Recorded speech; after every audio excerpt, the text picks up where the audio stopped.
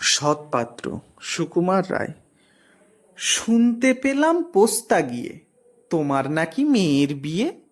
গঙ্গারামকে পাত্র পেলে? জানতে চাও সে কেমন ছেলে? মন্দ নয় সে পাত্র ভালো, রং যদিও বেজায় কালো। তার উপরে মুখের গঠন অনেকটা ঠিক পেঁচার মতন। বিদ্যে বুদ্ধি বলছি মশাই, ধন্যী ছেলের অধ্যবসায়।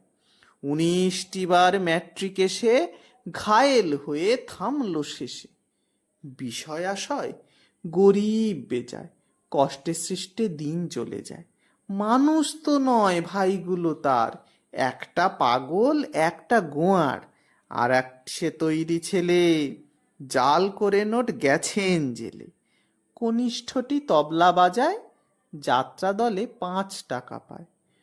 গঙ্গারাম তো কেবল ভোগে, পিলে জ্বর আর পাণ্ডু রোগে।